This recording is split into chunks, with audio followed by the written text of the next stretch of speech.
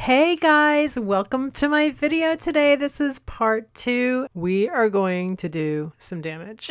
Okay, I'm just kidding. I hope, because I don't know how this is going to turn out. I hope it turns out nice, but we're going to see. We're going to see together. We're going to use more acrylics like watercolor all over this thing. We are going to destroy it, but we're going to destroy it in a good way. I hope. I hope you think so too. Let's just put some tape around the edges and let's do this. All the art supplies that I use in part 2 are right here, and everything will be in the description below. So of course, because I edited this video, I do know how this painting does turn out, obviously, but I didn't when I started doing it. I had only a vague idea of what I wanted to do.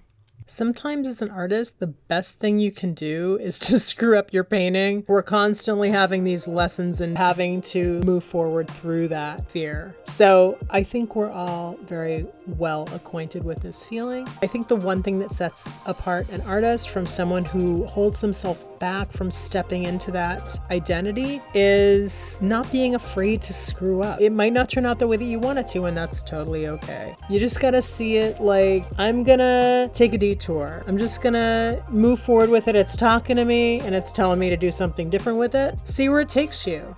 You just gotta see it like an adventure and lead with curiosity. That's basically it. So here I'm starting to paint white paint highlights on the flowers. I'm just layering with white right now. I'm taking this moment to sort of see how much white I want to put and where, but I'm just starting slow.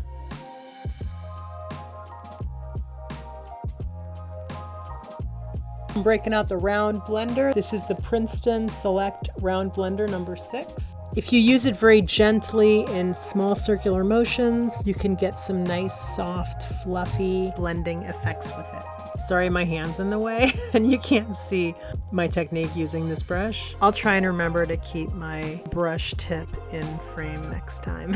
Thanks for understanding.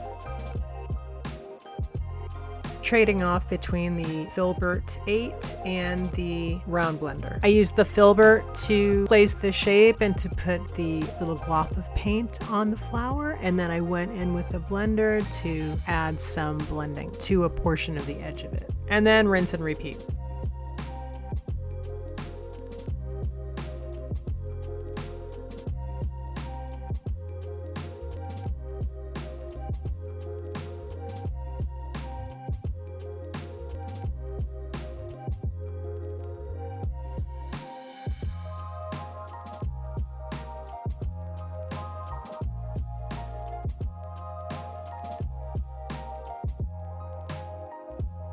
I'm adding some of that Prussian blue mixed with a little bit of green because I want to have a little bit of dark accents going on. So mixing it up.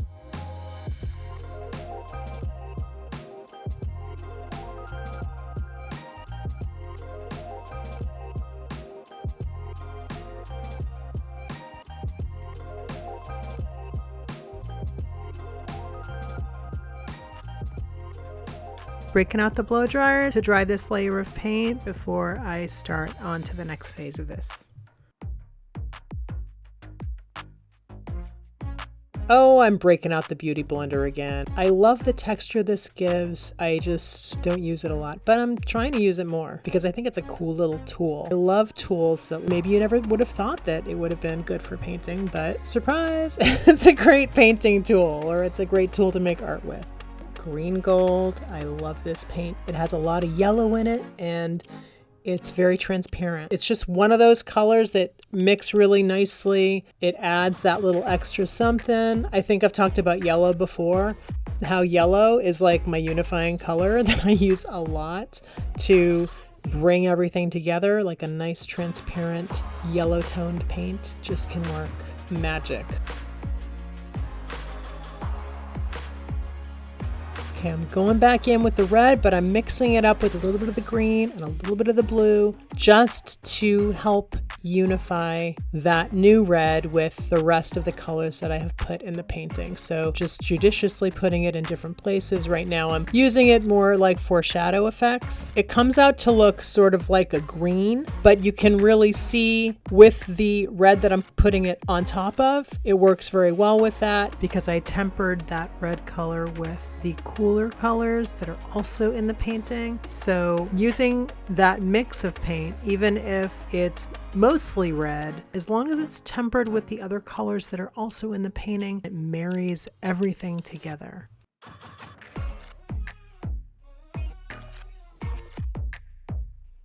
So now using more white for highlight, and white is going to become a more prominent feature of this painting now, because I'm going to do a lot of details in white and give some movement and energy to this painting.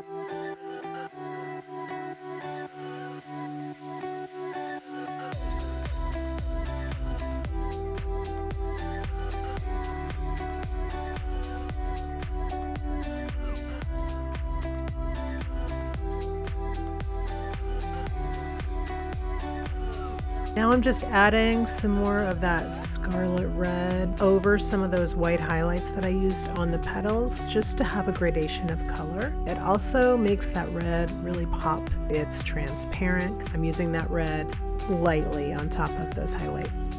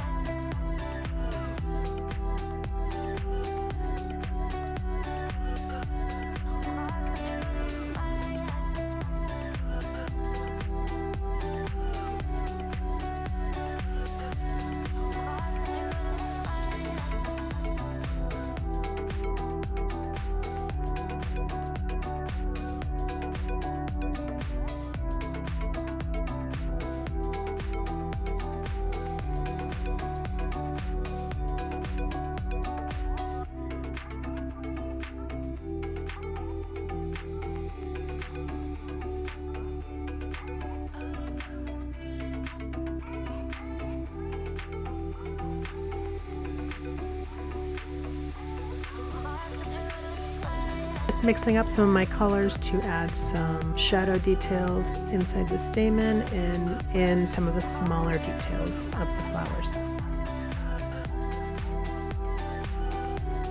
And some more white highlights and details all around.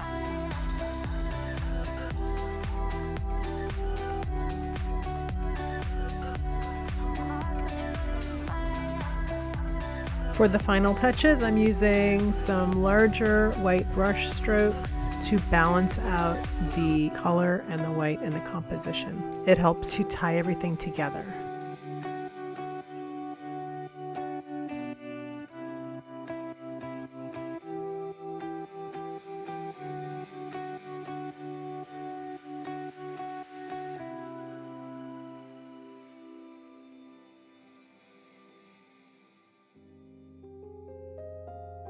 Thank you guys so much for joining me for part 2 of this painting. I hope that you picked up some cool new tricks. If you like this video, please hit the thumbs up button. And also, if you like this content, please do subscribe to my channel where I do art videos and art business videos, all for you. I love to help other artists and I love to share creative inspiration with you. Thank you so much for watching, and I will see you in the next video. Bye!